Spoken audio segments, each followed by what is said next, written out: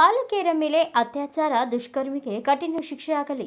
ರಾಯಚೂರು ಜಿಲ್ಲೆ ಸಿಂಧನೂರು ನಗರದ ಪಿಡಬ್ಲ್ಯೂಡಿ ಕ್ಯಾಂಪಿನಲ್ಲಿ ಇತ್ತೀಚೆಗೆ ಅಪ್ರಾಪ್ತ ಇಬ್ಬರು ಬಾಲಕಿಯರ ಮೇಲೆ ದುಷ್ಕರ್ಮಿಯೊಬ್ಬ ಮನೆಗೆ ನುಗ್ಗಿ 8 ಮತ್ತು 9 ವರ್ಷ ನಡೆಸಿದ್ದಾನೆ. ಇಂತಹ ಅಮಾನವೀಯ ಕೃತ್ಯವೆಸಗಿದ ದುಷ್ಕರ್ಮಿಯನ್ನ ತೀವ್ರ ವಿಚಾರಣೆಗೆ ಒಳಪಡಿಸಿ ಕಠಿಣ ಶಿಕ್ಷೆ ವಿಧಿಸಬೇಕು ಎಂದು ಪ್ರಗತಿಪರ ಸಂಘಟನೆಗಳ ಒಕ್ಕೂಟ ಪ್ರತಿಭಟಿಸಿ ತಹಸೀಲ್ದಾರ್ ಮುಖಾಂತರ ಮುಖ್ಯಮಂತ್ರಿಗಳಿಗೆ ಮತ್ತು ಗೃಹ ಸಚಿವರಿಗೆ ಮನವಿ ಸಲ್ಲಿಸಿದರು. ಪೋಷಕರು ಕೂಲಿ ಕೆಲಸಕ್ಕೆ ಹೋದ ವೇಳೆ ತಗಡಿನ ಶೆಡ್ ನುಗ್ಗುತ್ತಿದ್ದ ದುಷ್ಕರ್ಮಿ 3-4 ದಿನಗಳಿಂದ ಅತ್ಯಾಚಾರ ನಡೆಸುತ್ತಿದ್ದ ಘಟನೆ ತಡವಾಗಿ ಬೆಳಕಿಗೆ ಬಂದಿರುತ್ತದೆ.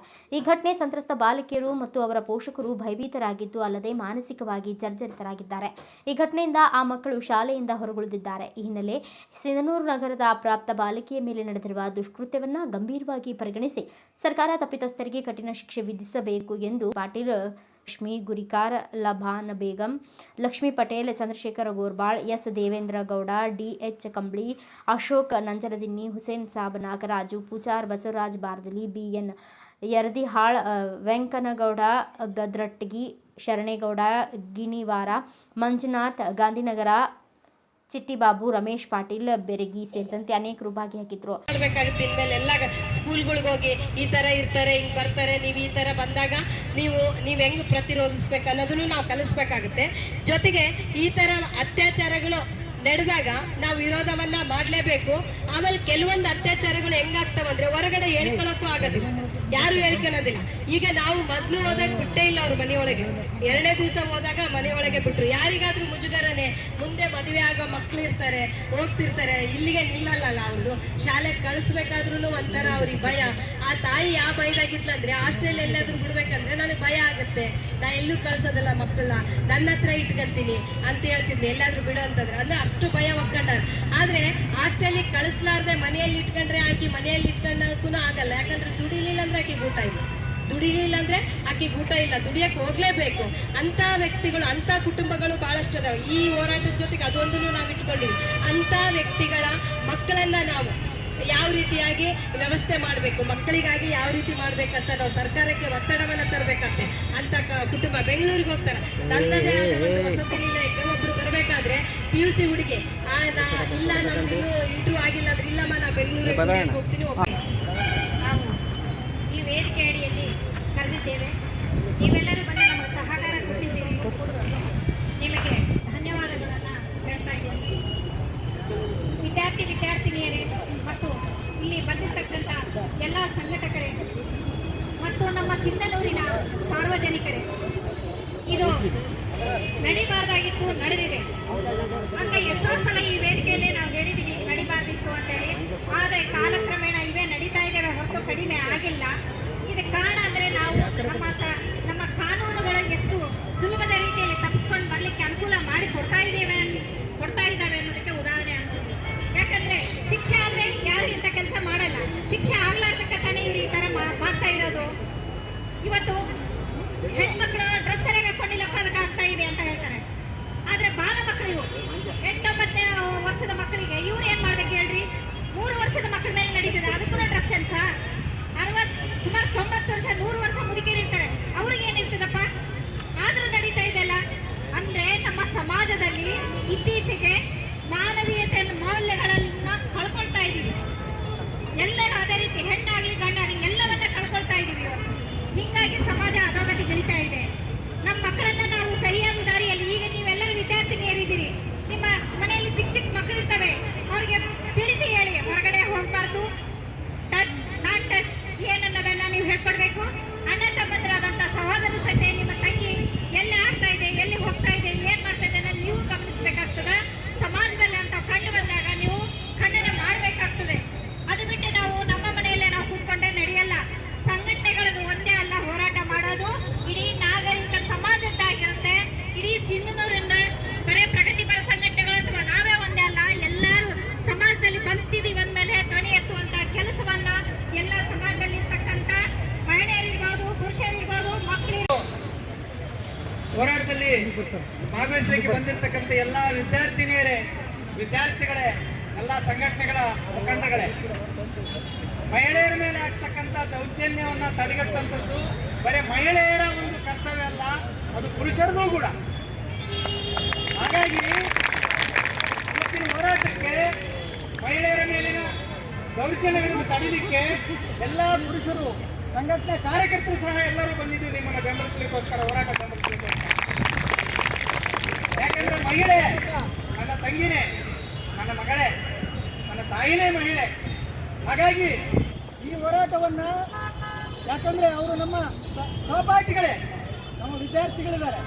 ನಿಮ್ಮ ವಿದ್ಯಾರ್ಥಿನಿಯರಿಗೆ, ನಿಮ್ಮ ಕ್ಲಾಸ್ಮೇಟ್ ವಿದ್ಯಾರ್ಥಿನಿಯರಿಗೆ ಒಂದು ಅನ್ಯಾಯ ಆಗುತ್ತೆ ಅಂತ ಹೇಳಿದ್ರೆ ವಿದ್ಯಾರ್ಥಿಗಳು ಸಹ ಅದನ್ನು ವಿರೋಧಿಸಬೇಕು, ಹೋರಾಟ ಮಾಡಬೇಕು. ಹೌದಲ್ಲ? ಹೌದು ಹೌದು. ಇದರ ಜೊತೆಗೆ ಒಂದೆರಡು ವಿಚಾರಗಳು. ನಿರ್ಭಯ, ದೆಹಲಿಯಲ್ಲಿ ನಿರ್ಭಯಳ ರೇಪ್ ಮತ್ತು ಮರ್ಡರ್ ಆದ ನಂತರ ಒಂದು ಕಾನೂನನ್ನು ತಂತು ಸರ್ಕಾರ, ಕೇಂದ್ರ ಸರ್ಕಾರ, ನಿರ್ಭಯ ಆಕ್ಟ್ ಅಂತ ಹೇಳಿ. ಆ ನಿರ್ಭಯ ಆಕ್ಟ್ ಅಲ್ಲಿ ಅತ್ಯಂತ ಕಠಿಣ ಶಿಕ್ಷೆಗೆ, ತನಿಖೆಗೆ, ಯಾರು ಅಪರಾಧಿಗಳು ತಪ್ಪಿಸಿಕೊಳ್ಳಕ್ಕೆ ಸಾಧ್ಯ ಆಗಬಾರ್ದು ಅಂತ ನಿಯಮಗಳನ್ನು ರೂಪಿಸಿದ್ದಾರೆ. ಆ ನಿರ್ಭಯಗಳನ್ನ ಅತ್ಯಾಚಾರ ಮಾಡಿ ಕೊಲೆ ಮಾಡಿರ್ತಕ್ಕಂಥ 3 ಜನರಿಗೆ ಗಲ್ಲು ಶಿಕ್ಷೆ ಆಯಿತು. ನನ್ನ ಪ್ರಶ್ನೆ ಏನಂದ್ರೆ, ಇಷ್ಟಾದ್ರೂ ಸಹಿತ ಹಲವಾರು ಜನರಿಗೆ ಗಲ್ಲು ಶಿಕ್ಷೆ ಆಗಿದೆ, ಆದ್ರೂ ಸಹಿತವಾಗಿ ಯಾಕೆ ಅತ್ಯಾಚಾರಗಳು, ಅನ್ಯಾಯಗಳು, ಮಹಿಳೆಯರ ಮೇಲೆ ದೌರ್ಜನ್ಯಗಳು ನಿಲ್ತಾ ಇಲ್ಲ? ಇದಕ್ಕೆ ಉತ್ತರ ಸಿಗಬೇಕು ನಮಗೆ. ಯಾಕೆ ಅಂತ ಹೇಳಿದ್ರೆ, ಈ ಅನ್ಯಾಯಗಳು, ದೌರ್ಜನ್ಯಗಳು, ಅತ್ಯಾಚಾರಗಳು ಆಗ್ಲಿಕ್ಕಿರುವಂತ ಕಾರಣವನ್ನು ನಮ್ಮ ಸರ್ಕಾರ ತಡೆ ಇಡ್ತಾ ಇಲ್ಲ. ಇದನ್ನ ನೆನ್ಪಿಡ್ಬೇಕು. ಯಾಕೆ ದೌರ್ಜನ್ಯಗಳಾಗ್ತಾ ಇದೆ? ಇಡೀ ದೇಶದಾದ್ಯಂತ ಹೆಚ್ಚಿಲ್ಲದಂತೆ ಸರಾಯಿ ಎಂಡ ಮಾರಾಟ ಆಗ್ತಾ ಇದೆ, ಸರ್ಕಾರ ಲೈಸೆನ್ಸ್ ಕೊಟ್ಟು ಮಾರಾಟ ಮಾಡ್ತಾ ಇದೆ. ನಿಮಗೆ ಸಿಂಧೂರಂತ ನಗರಗಳಲ್ಲಿ ಗಾಂಜಾ, ಚರಸ್, ಇಂಜೆಕ್ಷನ್ಗಳು, ಎಲ್ಲ ಮಾದಕ ವಸ್ತುಗಳು ಹೆಚ್ಚಿಲ್ಲದಂಗೆ ಮಾರಾಟ ಆಗ್ತಿದ್ದಾವೆ. ಇಡೀ ರಾಜ್ಯದಾದ್ಯಂತ ಮಾರಾಟ ಆಗ್ತಾ ಇದಾವೆ. ಇದಕ್ಕೆ ಸಂಬಂಧಪಟ್ಟಂಗೆ ಇವತ್ತು ಮುಖ್ಯಮಂತ್ರಿಗಳು ಒಂದು ವಿಶೇಷ ಸಭೆ ಮಾಡಿದ್ದಾರೆ. ಎಲ್ಲ ಶಾಲಾ ಕಾಲೇಜು ವಿದ್ಯಾರ್ಥಿಗಳ ಜೊತೆಗೆ ಅವರು ವಿಡಿಯೋ ಕಾನ್ಫರೆನ್ಸ್ ಅಲ್ಲಿ ಮಾತಾಡ್ತೀನಿ ಅಂತ ಹೇಳಿ, ಈಗ ಕಾಲೇಜಲ್ಲಿ ನಡೆದಿದೆ, ಕೆಲವು ಕಡೆ ನಡೆದಿದೆ. ಈಗೆಲ್ಲ ನಾವು ಮುಖ್ಯಮಂತ್ರಿಗಳಿಗೆ ಒತ್ತಾಯ ಮಾಡೋದೇನಂತ ಹೇಳಿದ್ರೆ, ವಿಡಿಯೋ ಕಾನ್ಫರೆನ್ಸ್ ಮಾಡೋದ್ರ ಮೂಲಕ ನೀವು ತಡೆಗಟ್ಟಕ್ಕಾಗಲ್ಲ. ನಿಮ್ಮ ಇಲಾಖೆ ಇದೆ, ಆ ಇಲಾಖೆ ಕಟ್ಟುನಿಟ್ಟಿನ ಕ್ರಮ ತಗೋಬೇಕು. ಅವ್ರ ಕರ್ತವ್ಯ ಸರಿಯಾಗಿ ನಿರ್ವಹಿಸಬೇಕು. ಇಂಥ ಸಂದರ್ಭಗಳು ಬಂದಾಗ ಅವರು ಕಠಿಣವಾಗಿ ನಡ್ಕೋಬೇಕು, ನಿಷ್ಪಕ್ಷವಾಗಿ ಮಾತವಾಗಿ ತನಿಖೆ ನಡೆಸಬೇಕು. ಇದು ನಮ್ಮ ಒತ್ತಾಯ. ಅಂದ್ರೆ ಮಾತ್ರ ಆ ಪಾಪಿಗಳಿಗೆ ಆ ದುಷ್ಕೃತ್ಯ ಸಿಗಬೇಕು. ಇದರ ಜೊತೆಗೆ ಏನಪ್ಪ ಅಂತ ಹೇಳಿದ್ರೆ, ಬಹುಮುಖ್ಯವಾಗಿ ನೀವು ಅತ್ಯಾಚಾರಿಗಳಿಗೆ ಎಷ್ಟೇ ಶಿಕ್ಷೆ ಮಾಡಿದ್ರು ಅವರಷ್ಟೇ ಕಂಪನಿಗಳು, ಈ ದೇಶದ ಕಂಪನಿಗಳು ಎಲ್ಲ ವಸ್ತುಗಳನ್ನು ಮಾರಾಟ ಮಾಡಲಿಕ್ಕೆ ಆ ಮಾರಾಟದ ವಸ್ತುವಿನ ಜೊತೆಗೆ ಮಹಿಳೆಯನ್ನ ಮಾರಾಟ ಕೊಟ್ಟಿದ್ದಾರೆ. ಇವತ್ತು ಇದನ್ನು ಅರ್ಥ ಆಗಬೇಕು. ಹೇಳ್ರಿ, ಒಂದು ಸಾಬೂನ್, ಒಂದು ಬ್ಲೇಡ್, ಒಂದು ಚಸ್ಮ, ನೀವು ಯಾವುದೇ ವಸ್ತು ತಗೊಳ್ರಿ, ಮಾರಾಟ ಮಾಡಬೇಕಾದ್ರೆ ಮಹಿಳೆಯ ಅಂಗಾಂಗವನ್ನು ಅದ್ರ ಜೊತೆಗೆ ಜೋಡಿಸಿ ಇವತ್ತು ವಸ್ತುಗಳನ್ನು ಮಾರಾಟ ಮಾಡ್ತಾ ಇದೆ.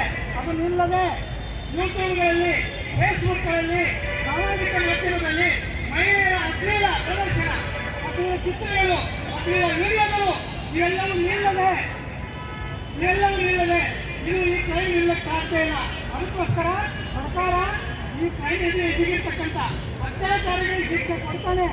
ಈ ತರ ಅತ್ಯಾಚಾರದ ಶಕ್ತಿಗಳ ಆಗದ ರೀತಿಯಲ್ಲಿ ನಡೆದಿರುವಂತ ಅತ್ಯಾಚಾರವನ್ನ ಖಂಡಿಸಿ ಇವತ್ತೇನು ಎಲ್ಲ ಕಾಲೇಜುಗಳಿಂದ, ವಿಶೇಷವಾಗಿ ಪಾಟೀಲ್ ಮಹಿಳಾ college, brilliant college, Oxford college, LVK college, Aniketana college ಮತ್ತು ಎಕ್ಸಲೆಂಟ್ ಕಾಲೇಜಿನಿಂದ ಬಂದಿರುವ ಎಲ್ಲ ವಿದ್ಯಾರ್ಥಿನಿಯರೇ, ಈ ಹೋರಾಟದಲ್ಲಿ ಭಾಗವಹಿಸಿರುವಂತ ಎಲ್ಲ ಮಹಿಳಾ ಮುಖಂಡ, ಪ್ರಗತಿಪರ ಸಂಘಟನೆಗಳ ಎಲ್ಲ ಮುಖಂಡ, ಬಹುಶಃ ಈಗಾಗಲೇ ಮಾತನಾಡಿರುವಂತವರು ನಡೆದಿರುವಂತ ಘಟನೆ ಕುರಿತು ಹೇಳಿದ್ದಾರೆ. ಎಲ್ಲಿಯೂ ಕಾಶ್ಮೀರದಲ್ಲಿ ಅಥವಾ ಇನ್ನೊಂದು ದೇಶಗಳಿಗೆ ಆಗಿರುವಂತ ಎಲ್ಲ ಇದು ಸಿಂಧನೂರಿನ PWD ಕ್ಯಾಂಪಿನಲ್ಲಿ ಆಗಿರುವಂತ ದುರ್ಘಟನೆ. ಕಾರಣ ಏನು? ಎಷ್ಟು ಕಾರಣ? ಕೇವಲ 2ನೇ ತರಗತಿ 3ನೇ ತರಗತಿ ಓದುವಂತ 2 ಮಕ್ಕಳು PWD ಕ್ಯಾಂಪಿನಲ್ಲಿ ಕೂಲಿ ಮಾಡುವಂತ ಕುಟುಂಬ, ಅವ್ರ ತಂದೆ ತಾಯಿ ಇಬ್ರು ಕೂಲಿ ಹೋಗ್ತಾರೆ. ಕೂಲಿ ಹೋಗಿ ಸಾಯಂಕಾಲ 6 ಗಂಟೆಗೆ ಬರ್ತಾರೆ. ಮಕ್ಕಳು ಶಾಲೆ 4 ಗಂಟೆಗೆ ಬಿಡ್ತದೆ. 4 ಗಂಟೆಗೆ ಬಿಟ್ಟ ಮೇಲೆ ಮಕ್ಕಳು ಅವರಷ್ಟೇ ಮನೆಯಲ್ಲಿರ್ತಾರೆ. ಅವರಷ್ಟೇ ಮನೆಯಲ್ಲಿದ್ದಾಗ ಪಕ್ಕದಲ್ಲಿರುವಂತ ಒಂದು ಫ್ಯಾಕ್ಟರಿಯಲ್ಲಿ ಕೆಲಸ ಮಾಡುವಂತ ಕೂಲಿ ಏಕಾಏಕಿ ಆ ಜೋಪಡಿಯಲ್ಲಿ ನುಗ್ಗಿ ಇಬ್ಬರು ಮಕ್ಕಳ ಮೇಲೆ ಅತ್ಯಾಚಾರ ಮಾಡಿದ್ದಾರೆ. ಆ ಅತ್ಯಾಚಾರಕ್ಕೊಳಗಾಗಿರುವಂತಹ ಬಾಲಕಿಯರು ಇವತ್ತು ತುಂಬಾ ಕಷ್ಟದಲ್ಲಿದ್ದಾರೆ. ತಂದೆ ತಾಯಿಗಳಿಗೆ ಮುಖ ತೋರಿಸಿದಂತ ಪರಿಸ್ಥಿತಿ ಆಗಿದೆ. ಅವ್ರು ಶಾಲೆ ಬಿಡಿಸ್ಬಿಟ್ಟಿದ್ದಾರೆ ಮಕ್ಕಳನ್ನ. ಇವತ್ತು ಫೋನ್ ಮಾಡಿದೆ ತಂದೆ ತಾಯಿಗೆ, ಎಲ್ಲಿದ್ದೀರಪ್ಪ ಅಂತ.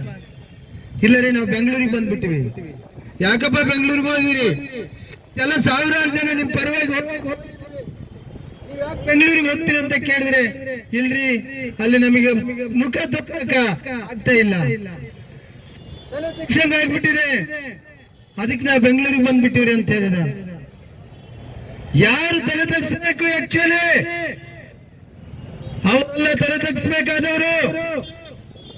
ಆ ಮಕ್ಕಳ ತಂದೆ ತಾಯಿ ತಲೆ ತಗ್ಸಬಾರ್ದು. ಯಾರು ತಲೆ ತಗ್ಸ್ಬೇಕು? ನಾವು ತಲೆ ತಗ್ಸ್ಬೇಕಾಗಿದೆ ಈ ನಾಗರಿಕ ಸಮಾಜ. ನಾವು ವಿದ್ಯಾರ್ಥಿನಿಯರೇ, ವಿದ್ಯಾರ್ಥಿಗಳೇ ಮತ್ತು ಸಿಂಧನೂರಿನ ಯಾವತ್ತು ನಮ್ಮ ಪ್ರಗತಿಪರ ಸಂಘಟನೆಯ ಮುಖಂಡರುಗಳೇ ಮತ್ತು ಇನ್ನಿತರ ಬುದ್ಧಿಜೀವಿ ವರ್ಗವೇ, ಇವತ್ತು ಮಹಿಳೆಯರಿಗೆ ಬಹಳಷ್ಟು ಸಮಸ್ಯೆಗಳಿವೆ, ದೌರ್ಜನ್ಯಗಳು ನಡೀತಾ ಇವೆ ಮತ್ತು ಅತ್ಯಾಚಾರಗಳು, ಕೊಲೆಗಳಾಗ್ತಾ ಇವೆ.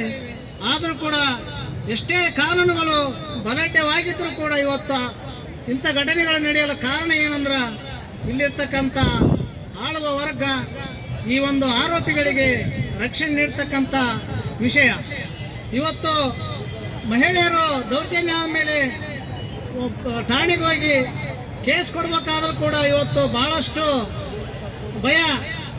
ಅಲ್ಲಿ ಠಾಣೆಗೆ ಹೋದರೆ PSIಗಳು ಅವ್ರನ್ನ ಕೇಳ್ತಕ್ಕಂಥ ವಿಚಿತ್ರ ಪ್ರಶ್ನೆಗಳಿಗೆ ಅವರು ಉತ್ತರಿಸದೆ ಕೆಲವೊಬ್ಬರು ತಮಗೆ ಆಗಿರ್ತಕ್ಕಂಥ ನೋವನ್ನ ಕೇಸ್ ದಾಖಲೆ ಮಾಡದೆ, ಸಾಕಪ್ಪ ಇದು ನಾವು ಕೇಸ್ ಮಾಡಿದ್ರೆ ಇನ್ನು ನಾವು ಏನೇನು ಹೇಳ್ಬೇಕಾಗುತ್ತೆ ಅಂತ ಹೇಳಿ ಇವರು ಒಂದು ಕಿರುಕುಳಕ್ಕೆ ಬೇಸತ್ತು ಇವತ್ತು ಕೇಸ್ ಮಾಡದೇ ಇರತಕ್ಕಂಥ ಪರಿಸ್ಥಿತಿ ಉಂಟಾಗೈತೆ.